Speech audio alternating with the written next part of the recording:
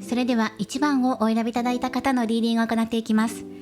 今回のテーマは年下のお相手シリーズです。年下のあの人は年上の私のことを恋愛対象に思ってくれているのか、ここに焦点を当てて見ていきます。よろしくお願いします。まずは最初にあなたとお相手それぞれ1枚ずつオラクルカードを使って今の状態を見ます。そして今現在2人をつなぐものとしてキーカード1枚出します。ではオラクルカードはこちらです。まずはあなたの方に1枚出していきます。はい、そして次はお相手ですね。1枚出しましょう。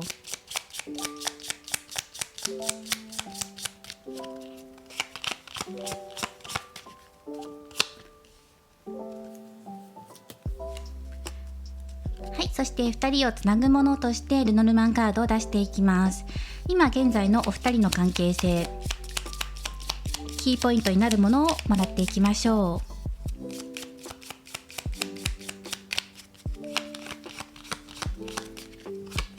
う。はい、山のカード。まずお二人のテーマカード、山ですね。で、それぞれ見ていきましょう。あなたの方がお相手のことが好きなんだけれども、ここですね、山。2人にとって課題やテーマになるものっていうのが明確に出てきています。それは今のテーマである年齢差かもしれないですし、それ以外のところでもあるかもしれない。そしてそのことに対してあなたは解決策を求めている、探しているっていうのが出てきています。どうにかしてこの山を乗り越えられないかな。今の2人にとっての障害というべきか、課題を乗り越えていく策はどこにあるんだろうか、そのようなことを探している状態ですね。そしてお相手のところですね。お相手は自分の方向性というのをしっかりと持って見据えています。この先自分がどう進んでいくべきか、それは2人の恋愛のことについてもそうだと思いますし、このお相手自身が今自分がどのようにあなたと接するかとか、あとはそれ以外のことでも自分はこの先このようにして向かっていきたい、やっていきたいっていう指針がしっかりと出てきています。なのでこのお相手がこのお二人にとっての課題についてしっかりと向き合っている場合もありますし、この課題について考え方をちゃんと持っているっていうところもあります。はい、ということで何とかして乗り越えていきたい、どうしたらいいかなっていうあなたと、自分がこういうふうに思ってるよっていう自分の考えを持っているお相手と、そして2人の共通点はここですね、課題。どうしても登らなければ手に入らないものがある。さあ、というふうに出てきました。ではこの後、今の2人の状況を見ていったので、じゃあ2人はどうなっていくのかっていうことと、あと今回のテーマである年上のあなた、年の差というのは恋愛対象に入りますかっていうことを見ていきます。ではタロットカードから展開していきます。ここから7枚カードを引いていきます。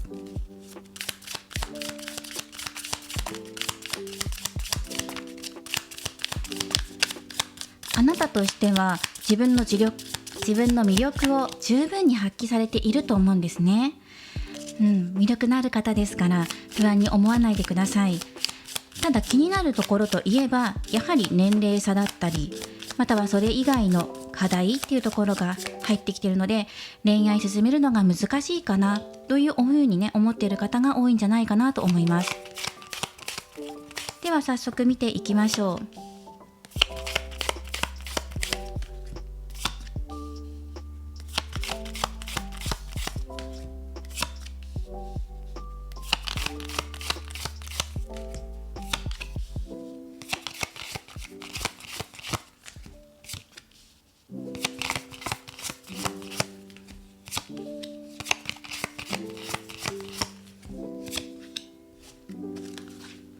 はい、今回はここで見ていきます。価格も大丈夫そうですね。少しギリギリかもしれないですが見ていきます。今回7枚出してるんですが、いつもと読み方が変わってきます。ご了承ください。でそして見ていきましょう。そうですね、今までの流れを見ていくと2人にとって良い出会いだったんじゃないかなっていうのがもう出てきていますね。お二人の今まで振り返ってみると、お互い一目惚れに近かった、この人なんじゃないかっていう風にあなたも感じたし、お相手も同じように感じてくださってるんじゃないかなと思うんですね。世界のカードと、あとこちらはオリジナルのカードでデュアリティのカードが出ています。これは表裏一体、二元性を表すカードで、夜と昼とか裏と表、表裏一体、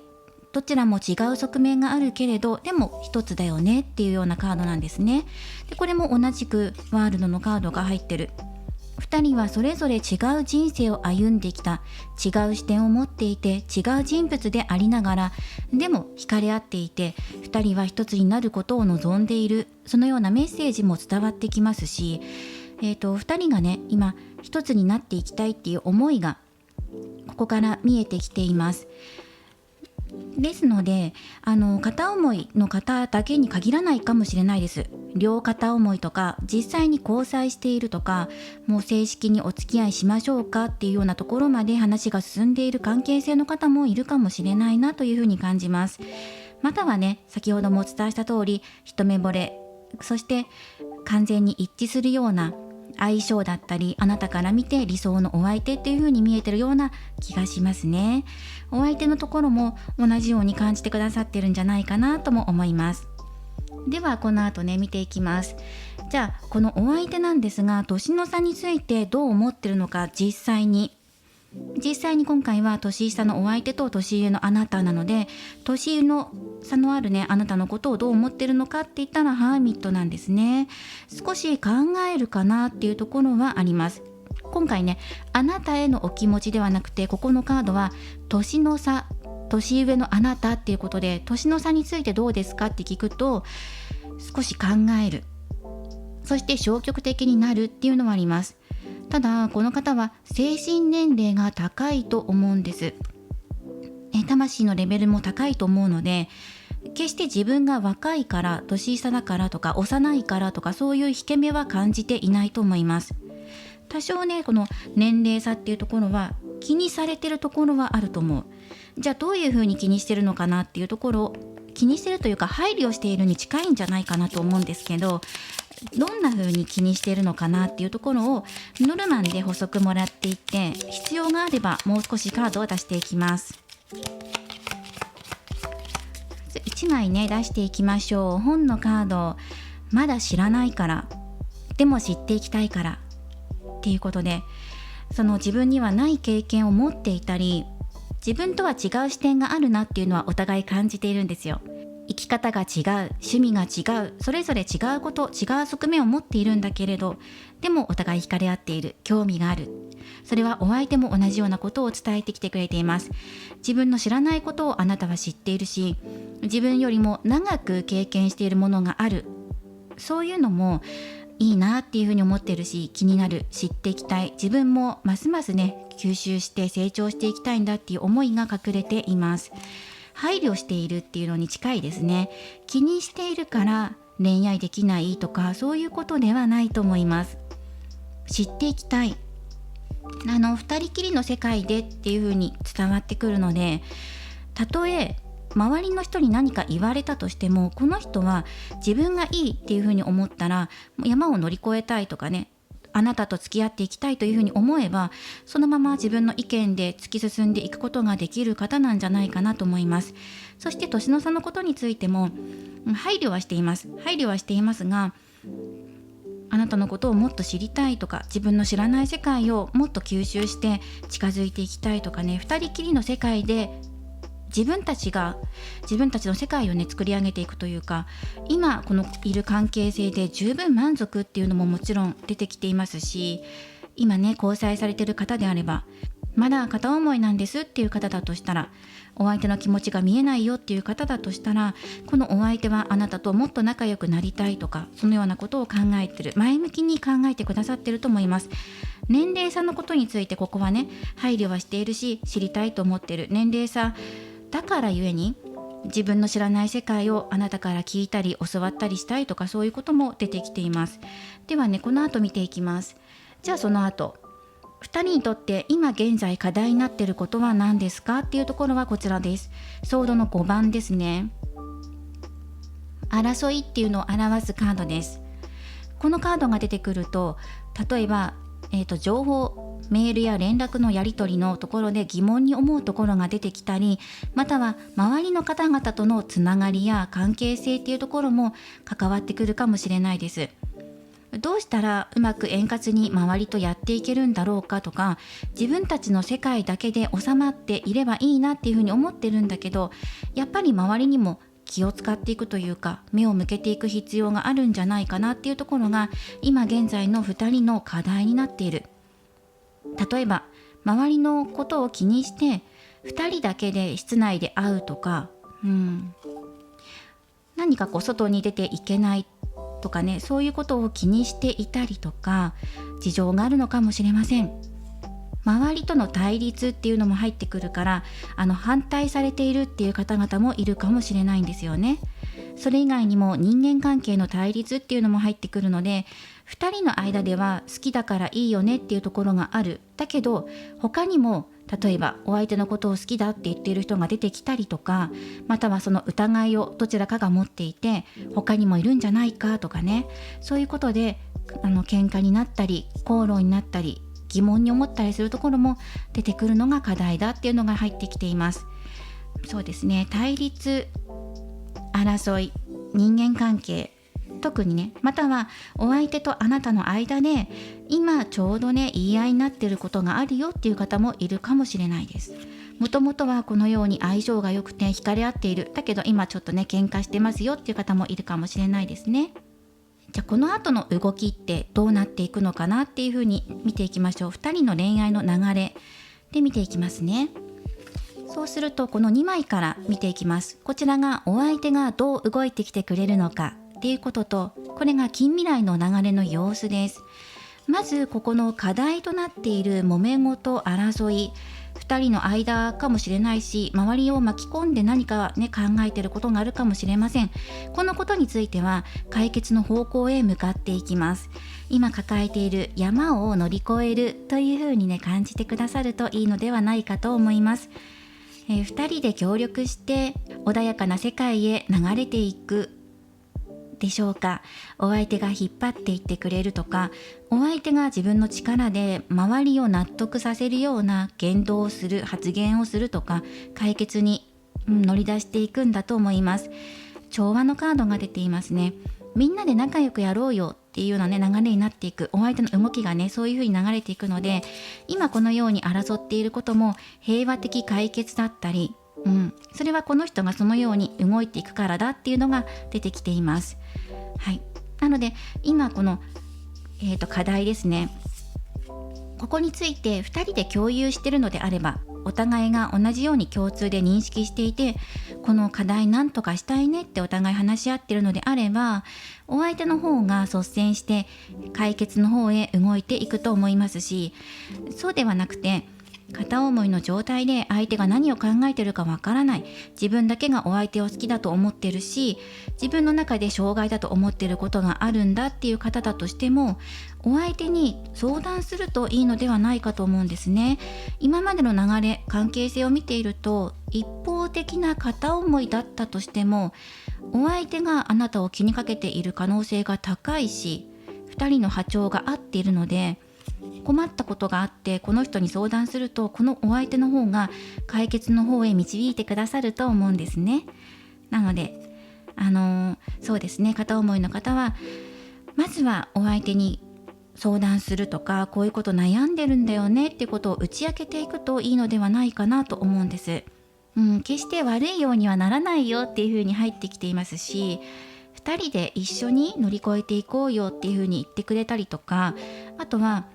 そうですね、今でもね十分関係性としていいんじゃないかなっていうふうに思ってるので、あなたにとって気づきを与えてくれる存在でもあるし、逆にこのお相手から見たらあなたという存在がこの方にとって気づきを与えてくれる存在なんです。だから2人揃っていて違う視点があれど、でもねそこから気づきをもらってまたさらに良い関係になっていけるっていうふうにお互い感じているところがあると思うんですね。問題があったとしてもそれを乗り越えていこう、そして平和的にね解決していこうっていうお相手の動き、気持ちっていうのが現れています。はい、ということでこの後さらに見ていきましょう。あとはここですね。そうですね。この後の近未来の流れでお相手の力もあるし、あなたも一緒に協力して乗り越えたいっていう風に流れが変わっていくので、あなたもね、今解決策欲しいなって思ってるところがここで出てきているし、その解決策がこれから先出てくるので、その流れに乗って新しい世界へ2人で乗り込んでいきましょう。新しい世界に2人で移り変わっていくというか、渡り歩いていくんですよ。次のステージへ、今いるステージから問題を乗り越えて次のステージへ移っていくんだよっていうふうに言われています。2人で協力し合いながら、そして苦しいこと、悲しいこと、楽しいこと、乗り越えて嬉しかった、よかったねっていうことも全て2人で経験して乗り越えていくんだっていうのが入ってきています。そして現在メールのやり取り、DM とか連絡、電話とかで行き違いが起きているよっていう方については、そのあたりも解決していくので、お相手の方に実はこういうことをね、疑問に思ってるんだっていうふうに打ち明けるといいのではないかなと思いますね。今滞っている情報、返信が遅いなとか、どうしよう、どんな風に思ってそういうメールを打ったんだろうとかって思ってることに対しても平和的に流れが変わっていくので、今情報が滞っている、その返信が遅れているのもどこかしら返信をすぐ返せないような状況だったんだっていうことを後から知って、あ、そうなんだっていうふうに安心するっていうのが、そうですね、可能性が一番高いかなと思います。はい、言葉の行き違い、誤解っていうところも解けていきます。ではこの後アドバイスカードです。アドバイスカードもカップのエースですね。いいですね。今のお相手のお気持ちや言葉、そして伝わってくるものっていうのがあると思います。あなたの心を打つもの、お相手の言動ですね。しっかりと見せてくれるものがあると思うので、そこを信じてくださいっていうのが入っています。今の関係性もすごくいいと思うんですが、いかがでしょうか。確かに課題はあるし、今ね、お互いが感じていること、乗り越えていかなきゃって思っていることは確かにある。でも今は2人がこうやってつながっている気持ちや、今スタートしようとしている、今生まれてきている感情、湧き上がっている思いっていうのを大切にしてくださいって。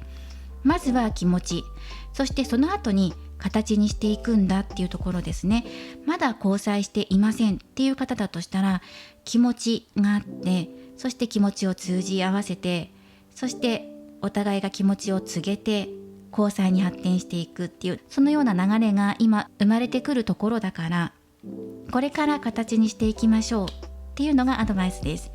もうすでに交際しているよっていう方だとしたら、年齢差のことについては配慮してくださっているところはあるけれども、すごくプラスに捉えてくださっているので、だから年齢差のことを気にすることはありません。そして課題も乗り越えていけて、このまま順調にお付き合い、交際が続いていくと思います。まず一番はお相手から受け取る愛情っていうのを大切にしてくださいっていうのがアドバイスですね。片思いの方、交際されている方、それぞれに向けてアドバイスを、伝えさせていただきました。ではこの後少しだけカードを引いていきます。こちらのオラクルカードから1枚カードをもらっていきましょう。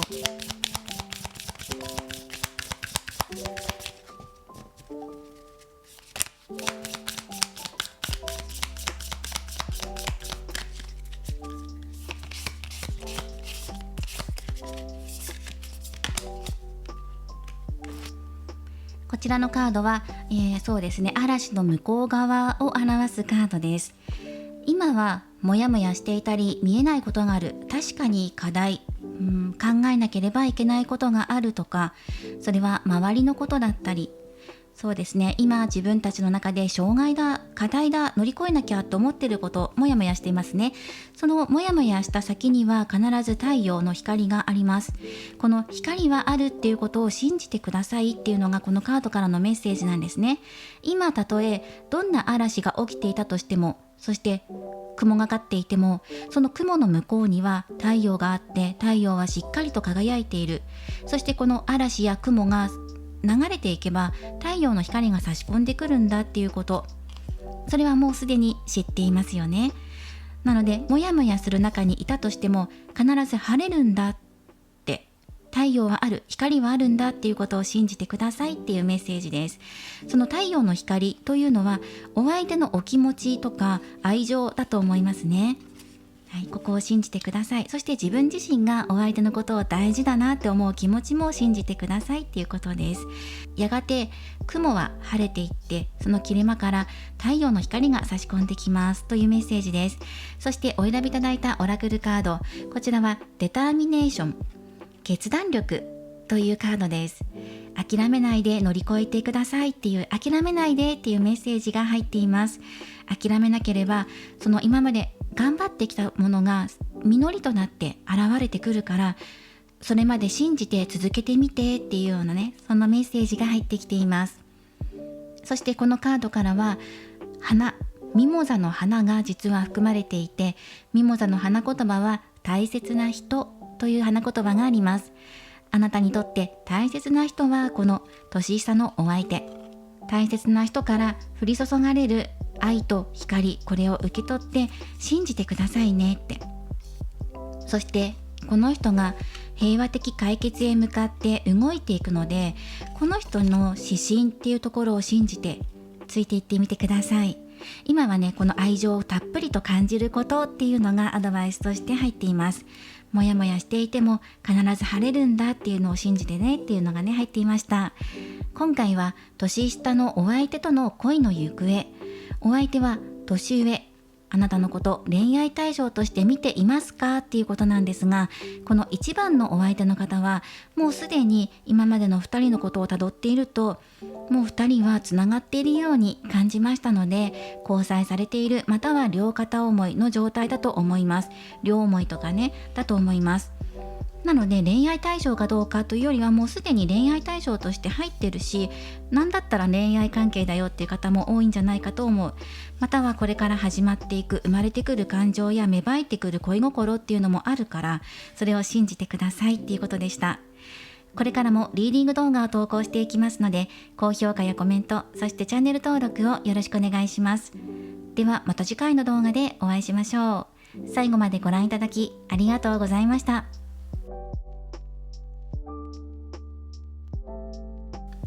それでは2番をお選びいただいた方のリーディングを行っていきます。今回のテーマは年下のお相手シリーズ、年上の私は恋愛対象になりますかというのをテーマに見ていきます。よろしくお願いします。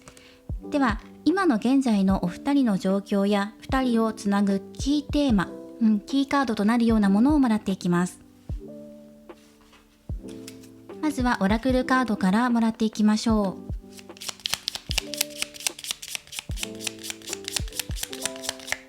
今あなたの状況を1枚出していきます。はい、そして次はお相手ですね。お相手の状況を1枚出していきます。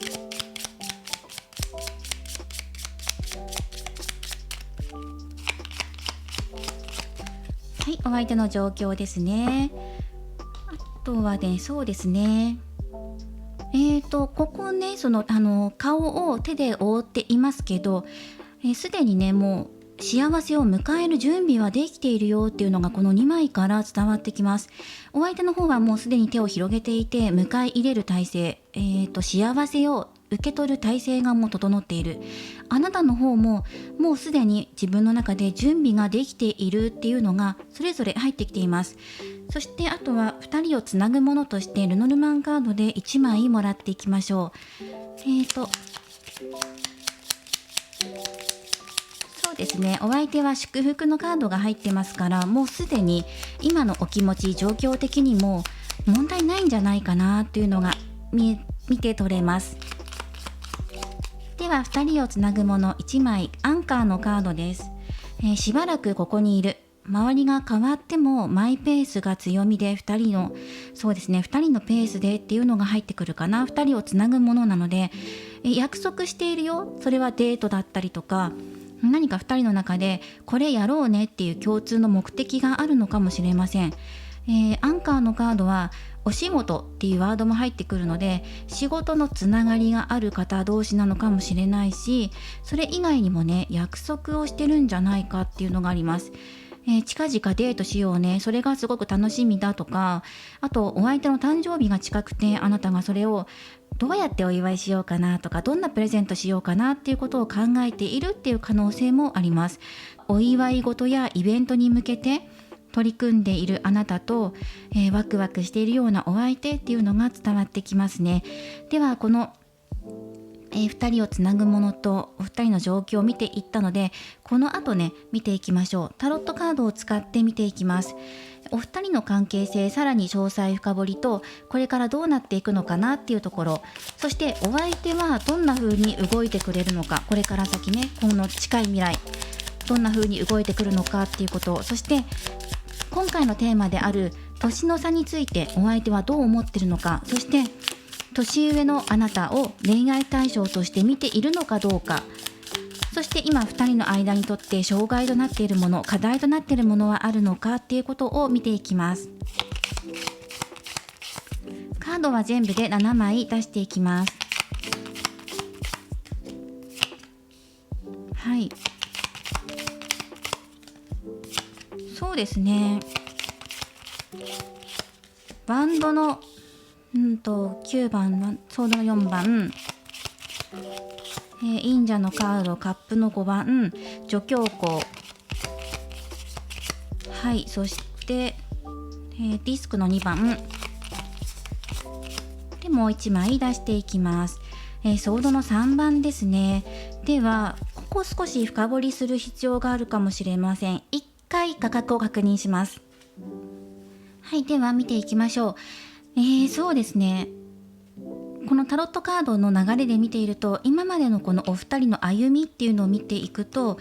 その一時休止のカードだったり、まさしく準備が必要ですよっていう風にワンドの9が入ってきているので、今まで停滞していた、止まっていた、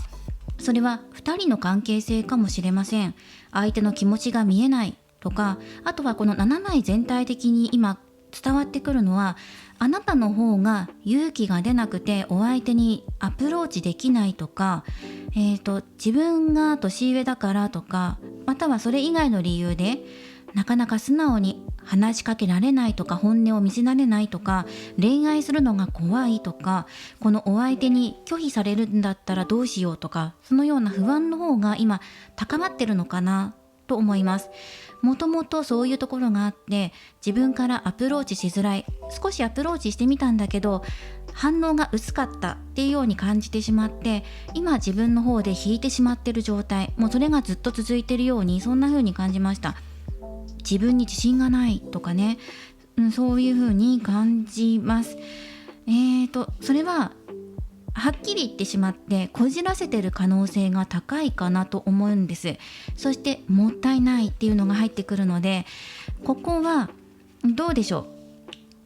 う。例えばここのテーマカードで準備してますっていうカードが出てるんですけど、それはもしかしたらまだ準備ができていない状態なのかもしれない。準備をする必要があるよっていうメッセージかもしれないですね。こういうふうに見ていくと、今この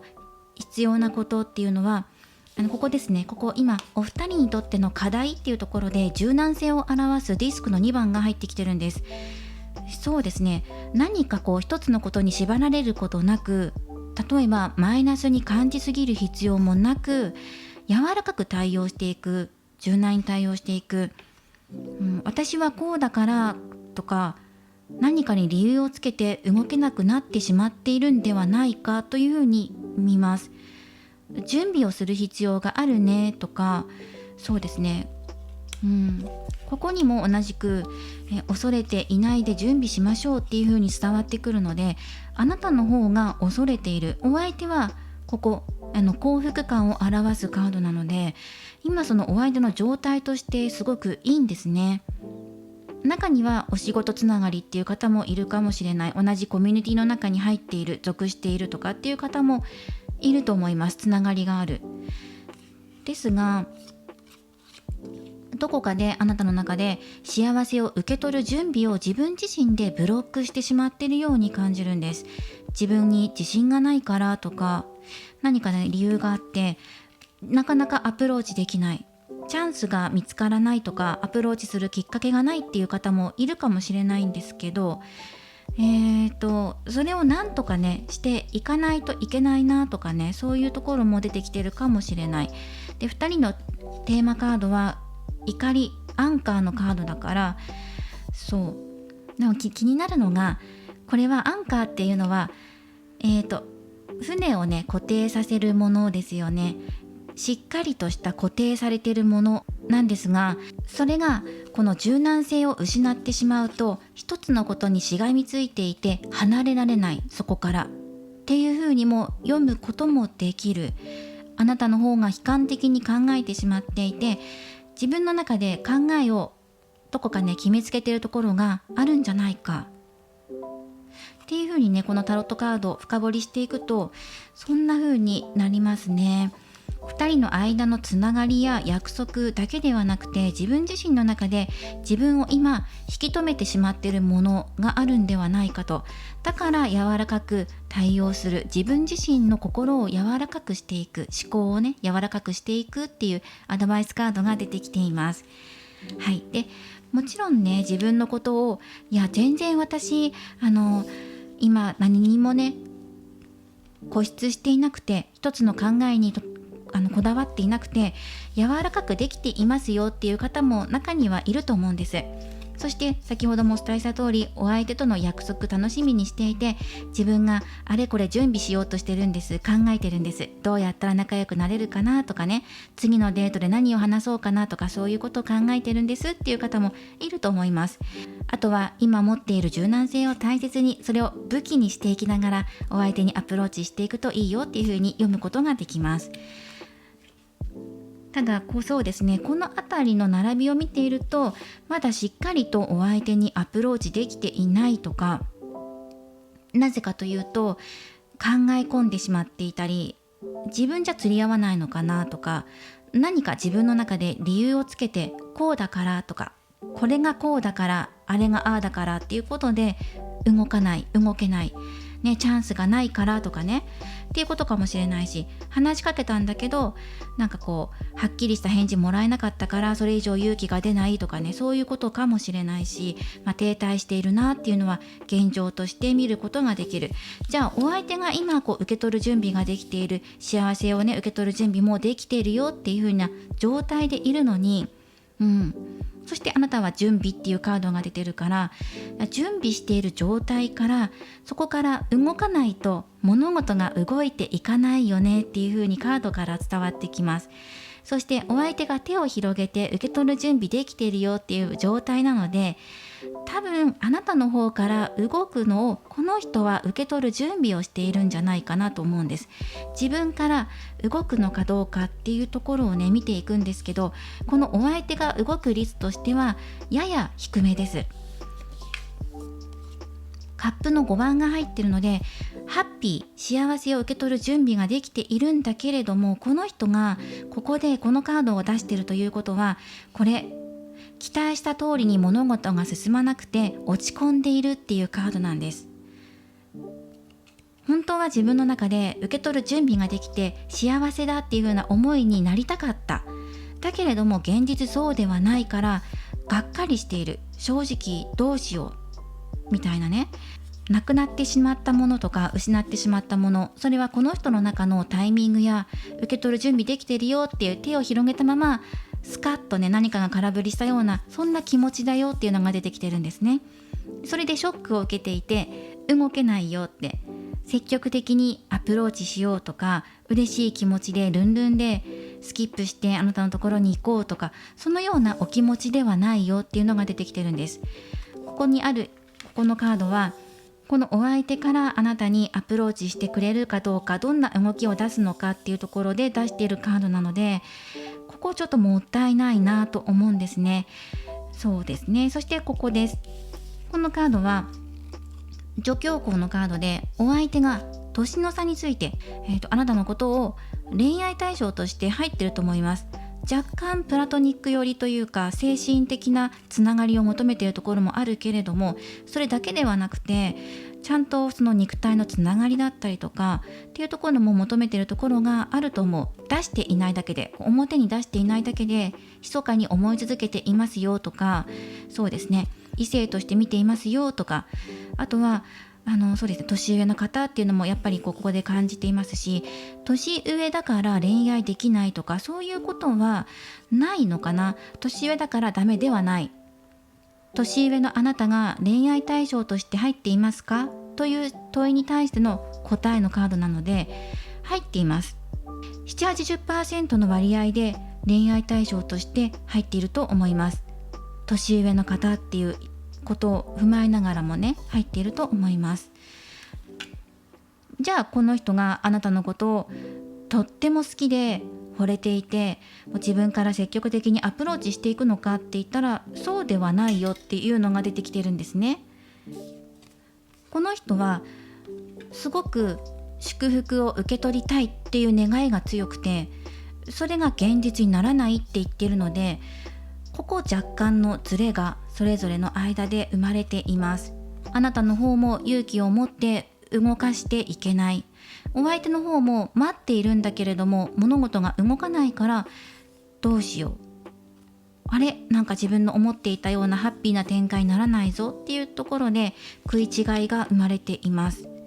はい。そしてこの後の流れどうなっていくのかなっていうふうに見ていくと、忍者のカードが入っているので、2人の間の距離がじゃあ縮まるのかって言ったら、どちらかが積極的に働きかけていかなければ、この恋愛っていうのは進んでいかない可能性の方が高いかもしれない。ただしこれは近未来の流れなので、ここ 1,2 ヶ月の流れとして読んでください。だとしたら、今ここに出ているあなたの準備のところ、ここを強化していく必要があるのかなというふうにも読みますね。今お相手がとてもいい状態なので、お互いが殻にこもってしまう前にお互いのつながりを深めていくようなことをしていくといいんじゃないかなと思うんですね。いろいろと考えすぎていて心のままに動けていないよっていうカード、アドバイスカードが入っています。ソードの3番ですね。失うことが怖くてとか、傷つくことが怖くていろいろ考えちゃって動けていないとか、停滞しているところから抜け出せないっていうのがあるんじゃないかな。打開策が見つからないというよりは、もう見つかってるんだけどそこを踏み出す勇気がないんじゃないか、傷つくのが怖いとかねっていうところからなかなか抜け出せないっていうような状態なんだと思います。多分、どうすればもっと仲良くなれるのかなとかっていうところは見えていると思うんです。もう少しカードをもらっていきましょう。ルノルマンカードでお相手のところを少し深掘りしていきます。お相手が受け取りたいと思っているもの、そしてそうですね、お相手が今あなたのことに対してどう思っているのかっていうのをルノルマンで出していきます。まずお相手が受け取りたいと思っているもの、何を受け取り、花束のカード、これはギフトとかね、プレゼントとか贈り物を表しているんです。まさしく手にしたいものっていうのはプレゼント、この人が受け取りたいと思っているものですね。嬉しいこと、嬉しいニュースとか、そうですね、愛の告白だったりとか、そのまま文字通りプレゼント、花束かもしれないし、受け取りたいっていう気持ちがすごく強いですね。受け取ってすごく幸せな気持ちになりたい、うわ、こんなのくれるの嬉しいとかね、そういうことになりたいってことですね。じゃあこの人が今あなたのことについてどう思っているのか、ルノルマンで1枚出していきましょう。山、課題、そうですね、なかなかに厳しいぞというのがあります。アプローチする気持ちがあるのかどうかっていうのを、じゃあタロットで出していきましょう。あなたのことをどう思ってるのか、助教皇もそうなんですけど、高嶺の花っていうふうに思っている場合があります。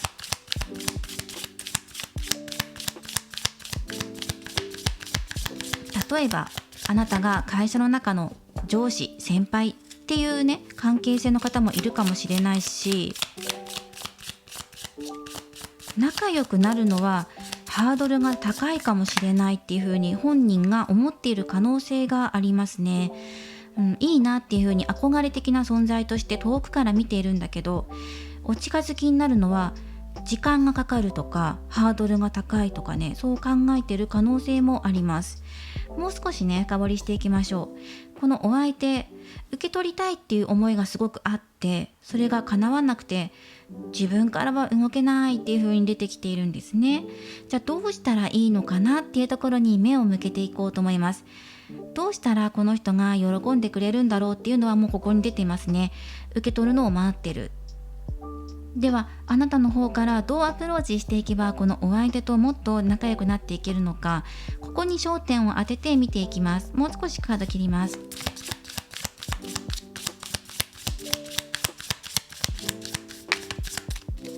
はい、では見ていきましょう。どうすればこの人と仲良くなっていけるのか、カップのナイトですね。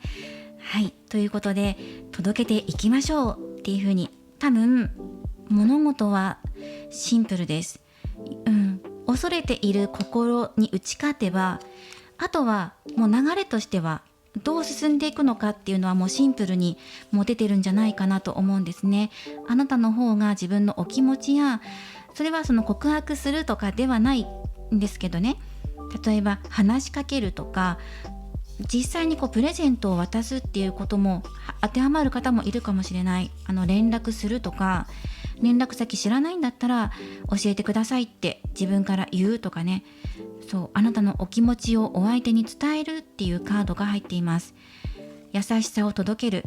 あなたの愛情を届けてくださいっていうふうに言われてるんです。で、お相手が期待していることはやっぱりこういうことなんじゃないかな。あなたから差し出される思いね、キラキラしたもの、これを受け取るのを待ってるように感じます。はい、もうすでにね祝福されたいって、受け取って自分が幸せになりたいっていうような状態でも、現実そうじゃないからちょっとがっかりしている。そしてじゃああなたのことをどう思ってるのかって言ったら、自分から動いていくにはハードルが高いんじゃないか。でもここにも書いてる通りに、どうしても頂上に登らなければ手に入らないものがあるっていうふうにこの人も感じてる。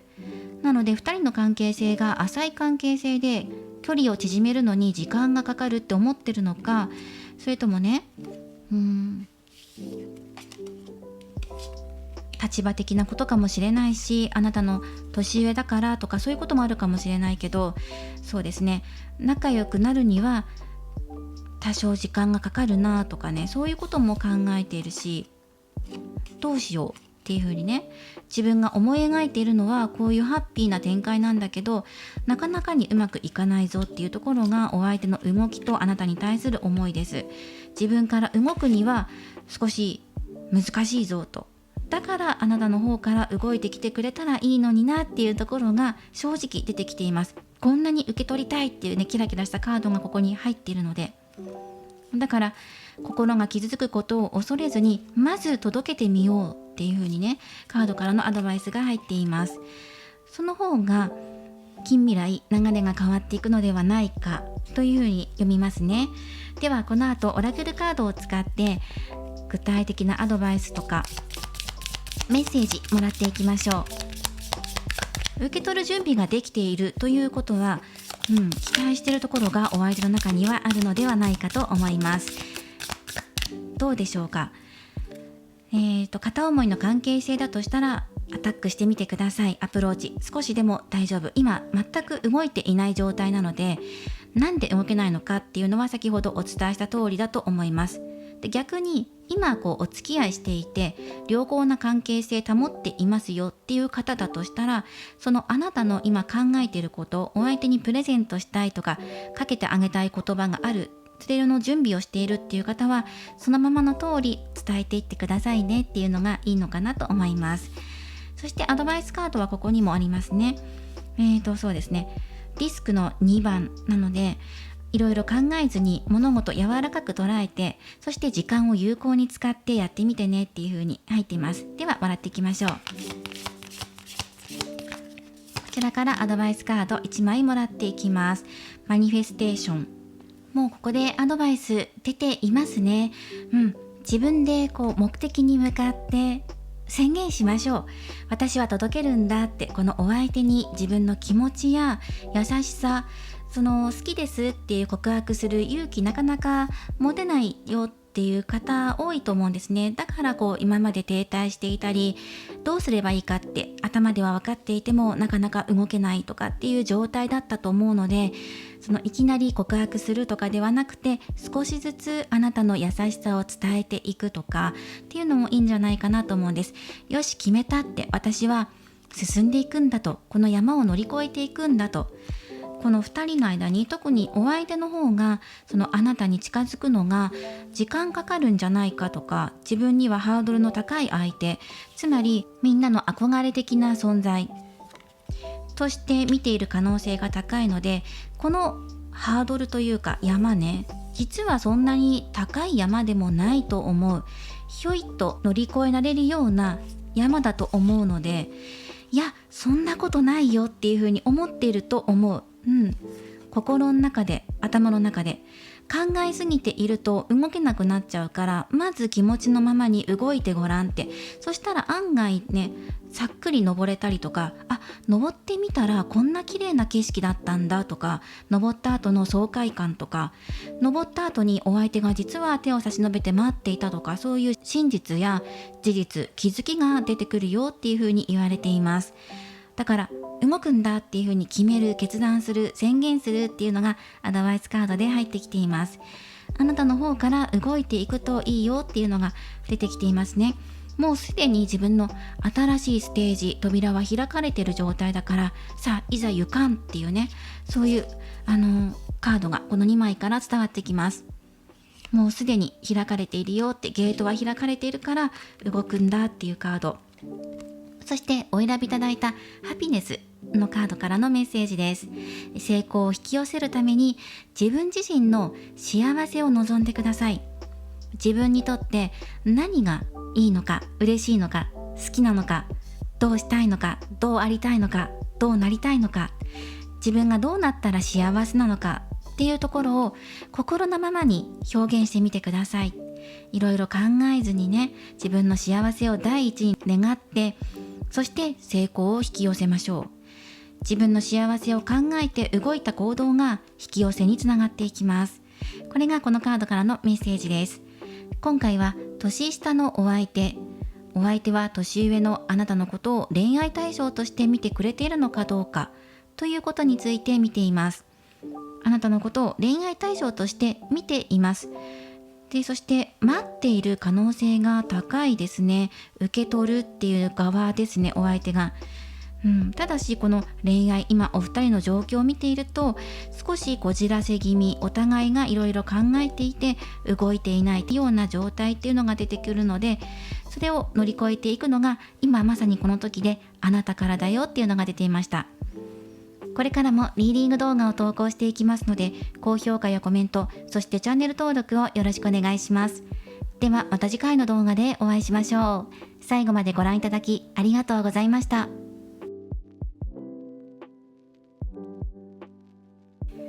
それでは3番をお選びいただいた方のリーディングを行っていきます。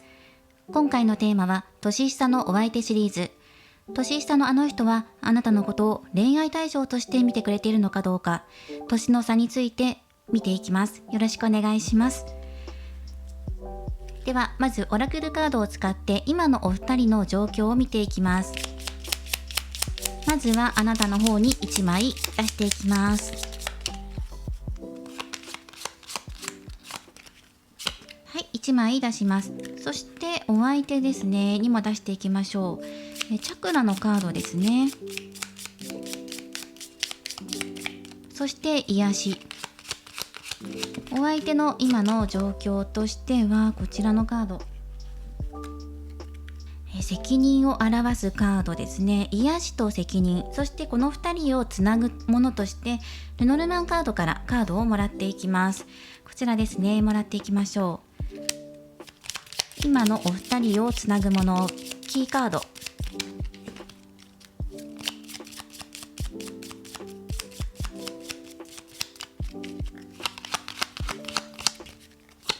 1枚出していきましょう。犬です。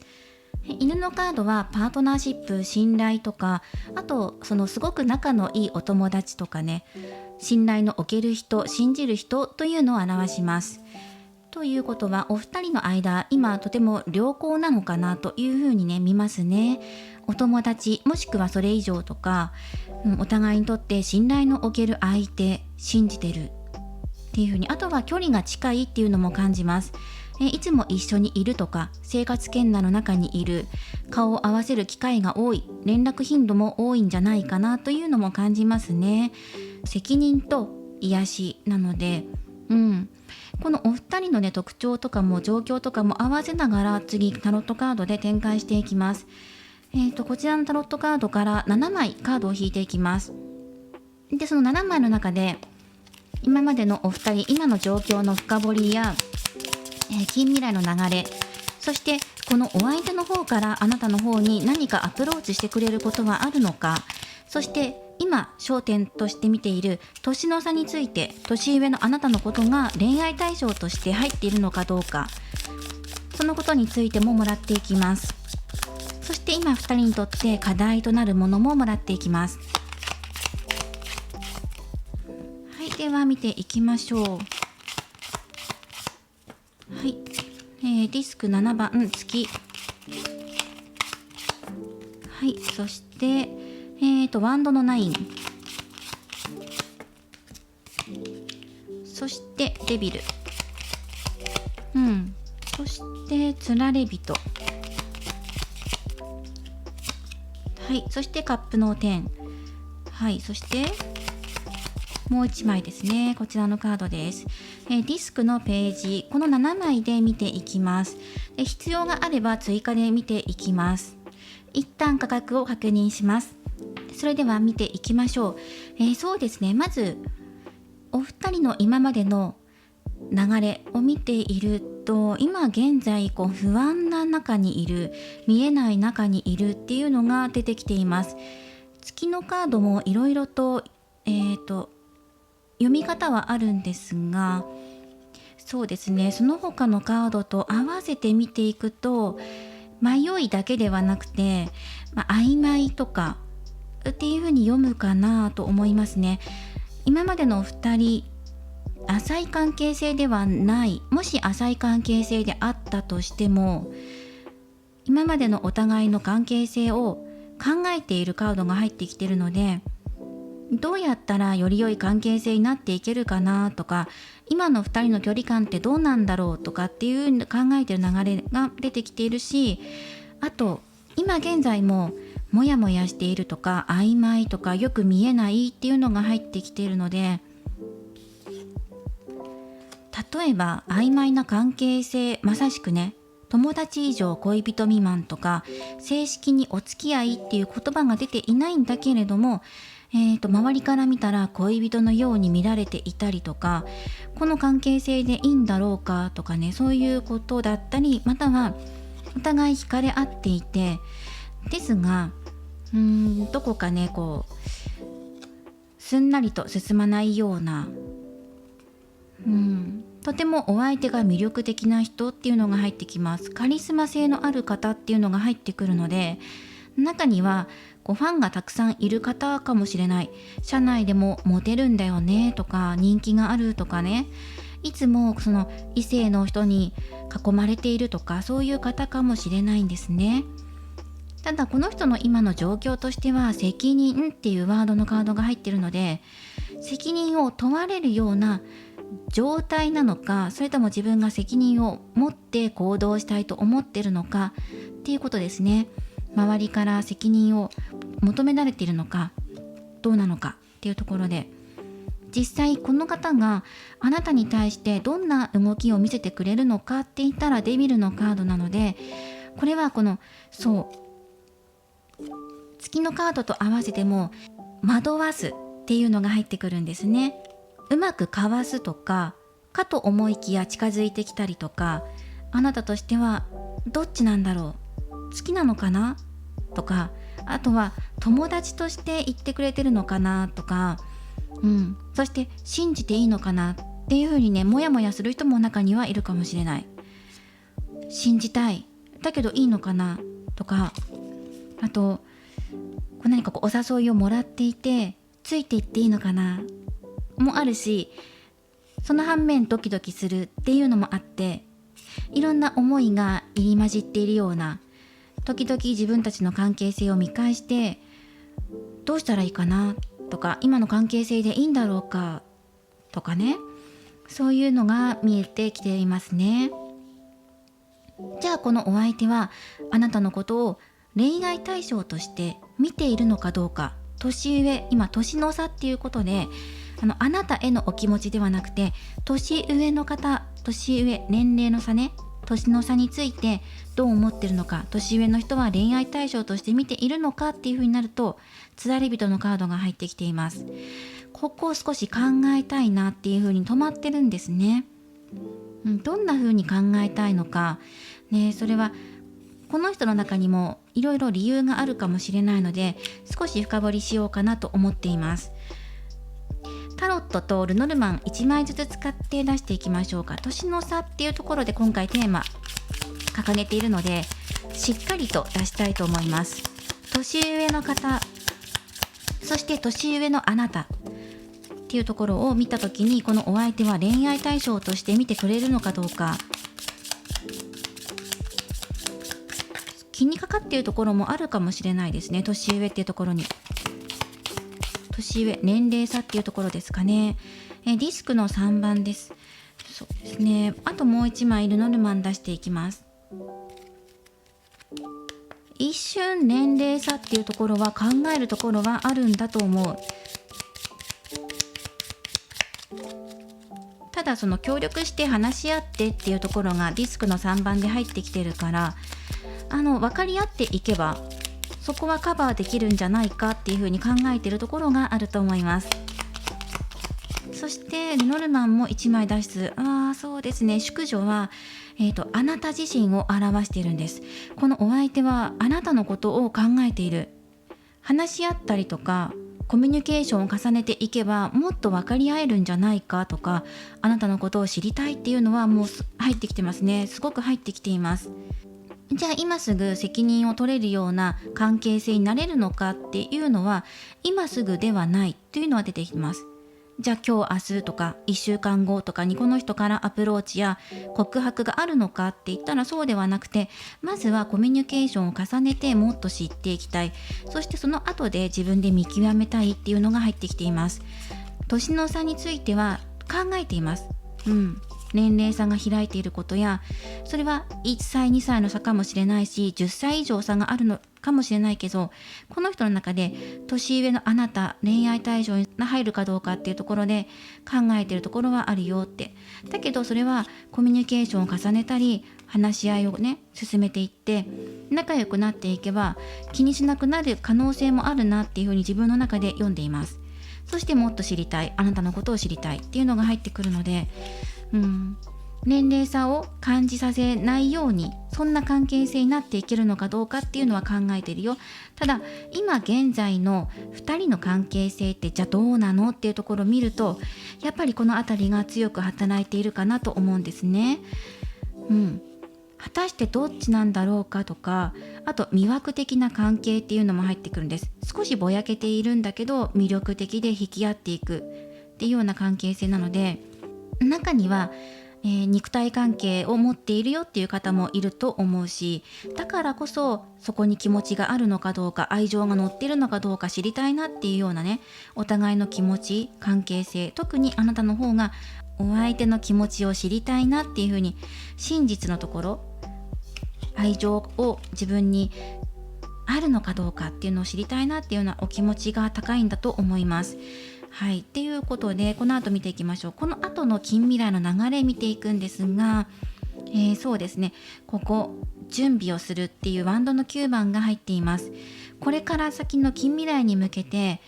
今から準備をした方がいいんじゃないかっていうことと、近い未来2人にとってこれから先どうするとかっていうね、そういう何か備えるっていうことが現れてきます。つまりはこれ乗り越えなきゃなって思うようなことが目の前に現れたりとか、だんだんと近づいてきたり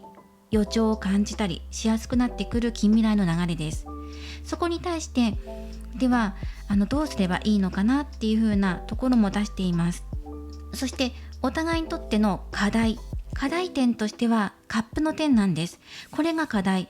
2人で共感し合うこととか気持ちを通い合わせることですね。あと何か一つのことについてコミュニケーションを重ねることだったり、このことに対してどう思う？ああ思うよ、こう思うよとか、あそうだねとかね、あここは違うと思うとか、あそんな見方もあるんだねとか、いろんなコミュニケーションを重ねて心の通い合わせをしていきましょうねっていうのがアドバイスカードなんです。今それが、本音で話し合えていないとか、心から喜べない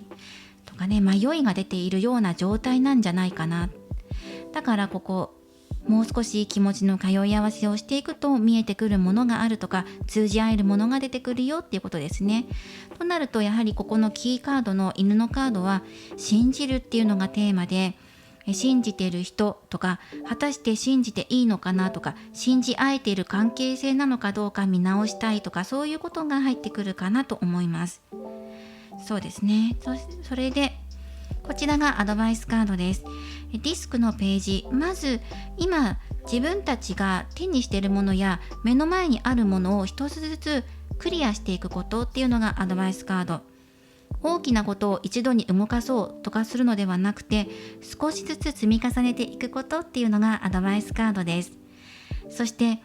良いお知らせが入ってくる可能性もある。この準備しようって思った時に解決策が入ってきたりとか、こういう風にすればいいんだっていうヒントが見つかる可能性があるので、そのヒントアドバイスを活かしながら対策していきましょうっていうような流れになっていきます。ヒントはここですね。気持ちの通い合わせ。じゃあどうすればいいのかなっていうところもね、もう少しもらっていきたいと思います。そうですね。この悪魔のカードがいろんな読み方があると思うので、このお相手のね、年齢っていうところに関しては少し立ち止まるところはある。でもコミュニケーションを重ねて知りたいなっていう気持ちもあるよっていうところ、そうですね。曖昧な態度を取られているっていう方もいるかもしれないので、気持ちの通い合わせするといいよって言われてるけど、じゃあどうすればこういうところに持っていけるのかなっていうのをもう少しね、アドバイスもらっていきます。気持ちの通い合わせからの次っていうところを見ていった方がいいと思うんです。もうちょっと順序を組み立てたい。最終的には、何でも言い合えるような、信じ合えるような、そんな仲になっていって、それは友達とかね、親友とかそういう関係性でもいいんです。そこから次の関係性へ構築していくための材料を揃えていって、そこで組み立てていく、コツコツと建築していく作業が必要になってくるよっていう流れなので、どういう手順を踏んだらいいのかなっていうことを見ていきます。まずは気持ちの通い合わせをするためにどんなアプローチをしていけばいいのか見ていきましょう。1枚ね、もらっていきます。月のカード。ここにも月のカードが出てるんですけど、ルノルマンカードの月はロマンチックなことを表すカードです。どちらかというと、もやもやして不透明で見えないとかそういうことではなくて、ロマンチックにアプローチすることというふうに見てください。そしてこちらメッセージが書かれています。あなたは夢に描いたものに出会います。泣かないで、もうすぐだから。このように入っています。気持ちを一旦リセットしましょう。今もやもやしていることや関係性について悩んでいること、先が見えない、不透明、不安だったら一度気持ちをリセットしてロマンチックな方向に持っていけるように自分から働きかけてみましょう。この人からの動きっていうのはないわけではないんだけど、あったとしてもあなたがどこまでそれを信じて受け止めていけるのかとか、あなたがね信じないからダメとかではないんですよ。この人が信用に値する行動を取るのか取らないのかとか、そういうことも関わってくるんです。例えばお誘いをしてくれるんだけど、肉体関係だけで終わってしまって、あれってお付き合いしてるのかしら私たちとか、好きって言われてないけど大丈夫かなとかね、そういう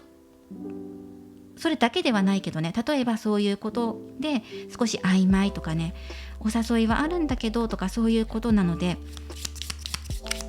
ロマンチックに、一回その間にタロット挟みましょう。ロマンチックにお誘いしていく、雰囲気作りをしていくとか、例えばなかなか友達の関係性から抜け出せないんだよねっていう方だとしたら、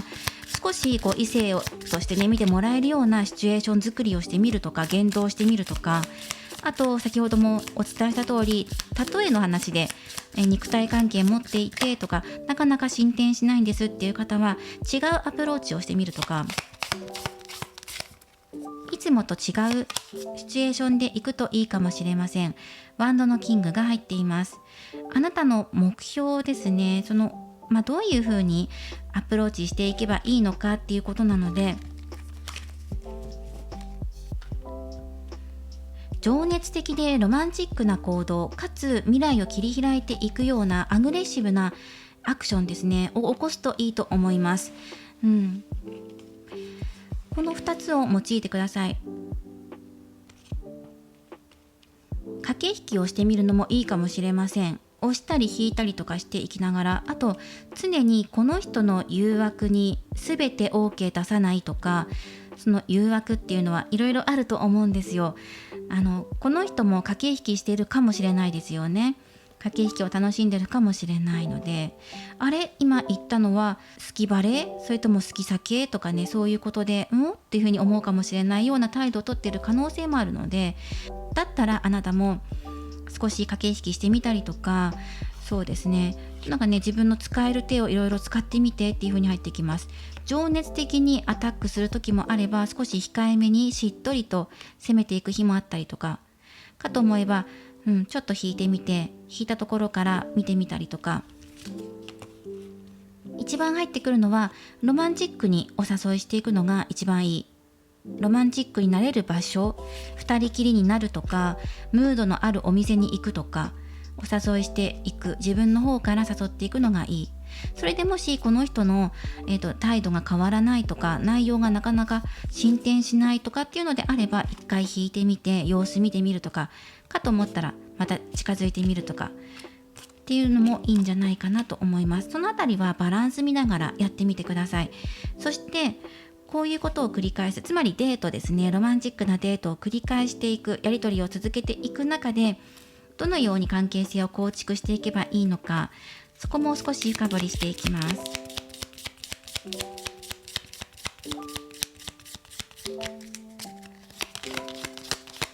こう見ていると、あなた自身が疲れている可能性があるなと思います。お相手の表すカードですね。どうやって構築すればいいのか、相手、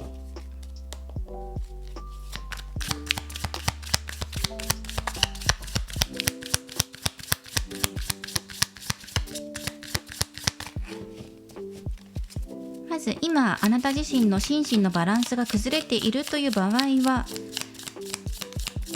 食べて寝て体を動かす、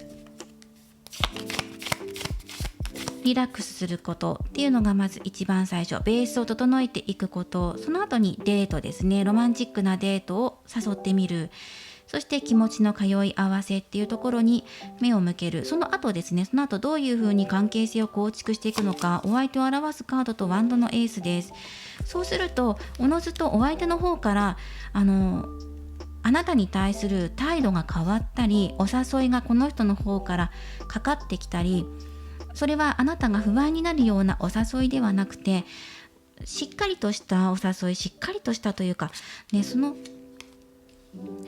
あなたを不安にさせないようなお誘いがこの人の中で出てくるお誘い、またはお気持ちとして現れてくると思います。ワンドのエース、新しく始まっていく関係性をしっかり築いていきたいっていうような思いがこの人の中で芽生えてくると思います。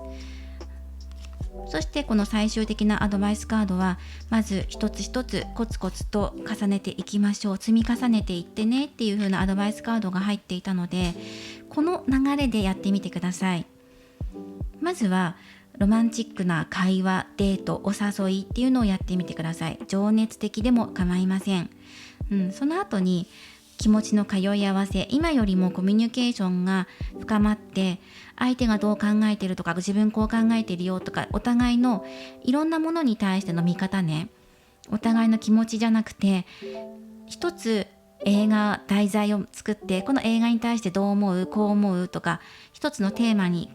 絞って、このテーマに対してこう思う、ああ思うっていうお互いの意見とかを出し合えるような、そんな中になっていったら、自然とお相手の中で芽生えてくるものが出てくるよっていうふうにここで入っています。あなたへの見方が変わるとか、もっと信じられる、お互い信じられるなっていうふうに思ったり、そしてそこから2人で作り上げていきたいっていうような流れになっていくと思います。近未来はね、準備をするっていうカードが入ってるので、あれこれ計画を立てて、そして動いてみるのがいいでしょう。いろいろ頭の中で計画立てて、ああしようこうしようと思っていても、動かなかったら物事が動いていかないので、自分がどういう流れに持っていきたいのか、あなた軸で物事を動かしていきましょう、主導権を取っていきましょうっていうのが出てきています。お相手に合わせるばかりではなくてね、自分の方から作り上げていくっていうカードが入ってきていました。ではアドバイスカードをオラクル1枚出して最後締めようと思います。今のあなたの状況のところにチャクラのカードが入っているので、癒しですね、癒しがテーマになっているカードが入っているので、自分自身の癒しが今必要な時なのかもしれないですね。ベースを整えること、その後にね、先ほど言ったその流れでアタックしてみてください。こちらはセークレットアース、神聖、自然とつながって自然のエネルギーからあなたに癒しと活力をもらいましょうっていうカードです。まさにこのカードとつながってくるかもしれない。自然のエネルギー、自然からのエネルギーをもらって、あなたが今癒される時、プラス活力ももらっていきましょう。自然からエネルギーをもらってくださいねっていうカードです。そしてよりパワーアップして、あなたは生き生きと輝いていけるでしょうっていうカードですね。メッセージです。ぜひね、自然と触れ合う、またはお花を買ってきたり飾ったり、観葉植物を部屋に飾るっていうこともいいかもしれない。なかなかそれが難しいという方は、自然の動画を見るとか絵画を眺めるとかでもいいと思うし、少し窓を開けて外の景色を見る、できれば自然、木のある場所とか自然がある場所、公園、どうでしょうね、窓を開けてすぐそこにね自然が見えればいいんですが、いやなかなかね建物ばかりで自然ないんだよねっていう方は、少し散歩してみて近所のね木を眺めるとかですかね。どうだろう、自分の中で近所の公園とか、そうですね、自然が見える場所、特に木がいいと思います。木に触れてエネルギーをもらうこと、これが一番いいんですけど、ぜひね自分の近くにある自然のエネルギーを借りてください。そしてこちらですね、マニフェステーション。このカードはあなたの願いを現実に変えましょうっていうメッセージが入っています。あなたの思いがあなた自身を変える。そして変わった変化した新しいあなたがあなたの世界を新しく変えていく、そんなメッセージが込められています。はい、ここはね、そうですね、自然のエネルギーを借りて新しい自分リフレッシュしましょう。一回ね気分をリセットして、そして自分の願うだけじゃなくて形にするために、実現化させるためにあなたは動いていくんだっていう風なお気持ちで取り組んでいってみてください。はい、今回は年下のお相手、年上のあなたのことを恋愛対象として見ているのかどうかというのを一番のテーマとして見ていきました。年齢差のことは気にしています。はい、そしてなかなか動けない、考えてるってところがあるんですけど、コミュニケーションを重ねていけば、そしてあなたのことをもっと知りたいっていうふうに思っているので、はい、ここを重ねていけば変わっていくだろう、見方が変わるだろうっていうのが入っていますので、ぜひねここアタックしてみてください。これからもリーディング動画を投稿していきますので、高評価やコメント、そしてチャンネル登録をよろしくお願いします。ではまた次回の動画でお会いしましょう。最後までご覧いただきありがとうございました。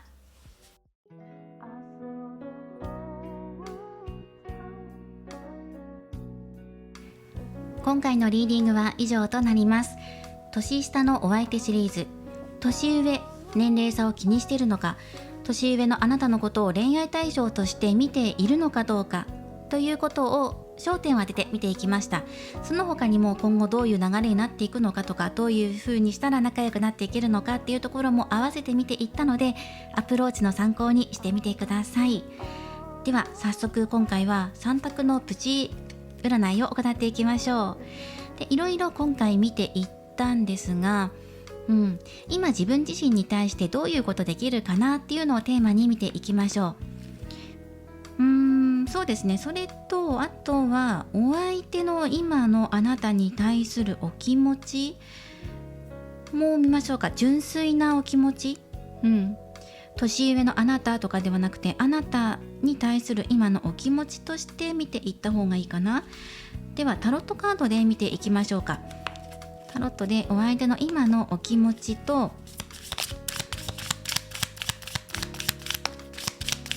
今現在のあなたに対するお気持ち、そしてそこに対してどうやって、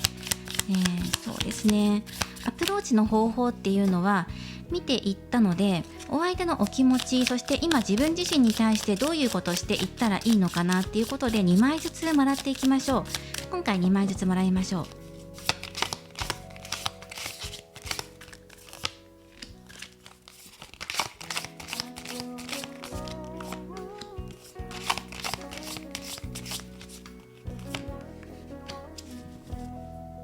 こちら左、真ん中、右と3枚出しています。直感でお好きなもの1枚お選びください。そして合わせてルノルマンカードで今のあなたにできること、自分自身にできること、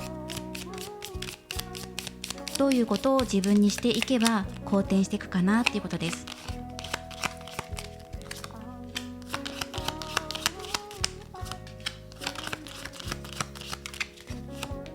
はい、ではここで見ていきましょう。好きなものをお選びください。選択肢とは関係なく左、真ん中、右で直感で1枚お選びください。では早速見ていきましょう。まず左をお選びいただいた方から見ていきましょう。お相手の今のあなたに対するお気持ちで見ていきます。チャリオット、戦車のカードです。あなたに対して前向きに考えてくれてる、思ってくださってるんじゃないかなと思います。関係性によっても変わってきます。総じて言えるのは、この人から仲良くなってみたいな、近づいていきたいなっていうことですね。浅い関係性でも深く知っていきたいなとか、今仲がいいよっていう方だとしたら、積極的に自分からアプローチしたい、デートのお誘いしたいとかね、お声掛けがあるんじゃないかなっていう前向きな気持ち、そして積極性が見られます。ではあなた自身が自分に対して今どういうことをすればいいのかなって言ったら、ライダーのカードですね。ウィッシュカードです。その希望はあなた宛てではないもののような顔でやってくるというメッセージがある。まるでびっくりするような朗報が届くよっていうふうに言われています。そしてもともとライダーのカードっていうのはスピード感もあって、自分でアクションを起こしていくという意味なんですね。お互いが今動いているカードがそれぞれ入っている。あなたの方からも自分の願い、願望成就に向けてアクションに起こしてみてっていう風に入ってますね。そしてラッキーナンバーは1番。なるべく早くお相手に連絡するといいんじゃないかなと思いますね。話しかけてみるとかね。では次、真ん中をお選びいただいた方、今のお相手のお気持ちです。ソードの4番です。これは一時休止のカードなので、一旦止まるっていうところですね。そしてあなたが今自分自身に何をしていけばいいのかっていうと、棺のカード。これ、閉じる、終わる、ここでおしまい。始まりは別の場所から訪れると出ています。終わっちゃうのっていうふうに思うかもしれないんですけど、これは違う意味で捉えてください。何かを終わらせる必要があなたの中である。何か閉じる、終わる、そしておしまい。それはネガティブに考えてしまう癖かもしれないし、違うところから始まるから、あなたが今考えているこの場所ではないところに始まりがあるんです。だからここにいるところ、今の場所をおしまいにしましょうっていう棺のカードなんですね。そして新しいところに気づきましょう。気づく、わからないという方は、まずね、一つ一つコツコツと今できることを重ねてみてくださいって、終わらせることに今集中して、何かね、多分滞っているものがあると思うんです。勇気の出ない自分とか、なかなか自分のことを否定的に捉えてしまうところだったり、またはね、逆にお相手に対して積極的になりすぎてしまっていて、お相手の連絡頻度が1に対してあなたが10だったりとか、このお互いのコミュニケーションのやり取りの度合いっていうところを見返すことかもしれません。なぜだったらお相手のところで今一旦ね、立ち止まりたい、お休みしたいっていうところが入ってます。あなたに対するお気持ちなので、今動かない、動きを止めるとか、こちらの戦車と正反対かもしれない。これは進んでいくっていうカードに対して、これはね、今は進まないよっていうところで、それはいろいろ事情があるかもしれない。例えばソードの4番は、回復のカードでもあるから、回復するために止まっている。そしてあなたのところも同時に止まる、終わる、閉じるっていうカードが出ているので、お互い今例えば喧嘩したりとか行き過ぎた行動をしてしまって、一旦見直そうかとかリセットかけようかっていうような状態かもしれないし、より良い関係性修復するため、回復のカードが出てるから修復するために見直そうかもしれないし、あとは体調を崩しているから今一旦ね、距離を置いて回復してから元気になってから遊ぼうかもしれません。それぞれ関係性によって変わってくると思うんですが決してね、あなたのことを嫌いとか嫌だとかではない。ただ勢いに乗って流れていきたいというよりは、今はストップしたい。そしてあなたのところも同じように、棺のカードが入ってるのでピンとくる方もいるかもしれないし、いや全然わからないっていう方は、まずは自分の環境を整えることっていうのをやってみてください。では次、右をお選びいただいた方です。お相手の今のあなたに対するお気持ちです。カップのナイトですね。自分の気持ち届けたい、優しくしたい、優しさを届けたい、何か伝えたいことがある。それは自分の気持ちだ。誠実な気持ち、仲良くしたいっていう気持ちかもしれない。関係性によって変わってきます。浅い関係性だったら仲良くしたいなって、自分からお誘いしてみたいなってことかもしれないし、話しかけたいってことかもしれない。友好的なカードですね。ある程度関係性がある方は告白っていうところまで行くかもしれない。そして今あなたが自分自身に対して何ができることあるのかっていうことで、自分自身に対してはツリー、木のカードです。まっすぐに育ちます。良くも悪くも、良くも悪くも育っていく。つまりポジティブな方向もネガティブな方向もどっちも育っていくから、さああなたの方でどっちに伸びたいですか？もちろんポジティブな方向に持っていきたいですよね。ということで、ポジティブな方向に伸びていけるように環境を整えることだったり、今ねネガティブな気持ちでどうしようって思っている方だとしたら、できるだけ前向きなことを考えるとか、あと自分の居心地のいい場所、環境づくりね、もう本当にお部屋づくりするとか、例えばベッド周りを整えてとか、香りを焚いたりとかして心地よい空間を作るっていうこともいいと思う。そして木のカードは健康状態も表しているので、今一度セルフチェックで自分の体の状態、健康状態をチェックしてみてください。あなたの気持ちが安定していれば体も安定します。そしてお相手から届けられるこの気持ちっていうのも受け取りやすくなってくると思うので、今自分にできることは健康管理、環境づくり、そして前向きな姿勢っていうのがね入ってきています。今回は左、真ん中、右でそれぞれ今の気持ち、お相手の気持ちなので、これからまたねいろいろ変わってくる可能性全然あります。こうやって前向きに動いていったのに突然止まる可能性もあるし、止まっていたものが前向きに動き出す可能性も十分にあるんです。それらを踏まえた上で今このメッセージをお受け取りください。では今回も最後までご視聴いただきありがとうございました。また次回の動画でお会いしましょう。いつも応援してくださりありがとうございます。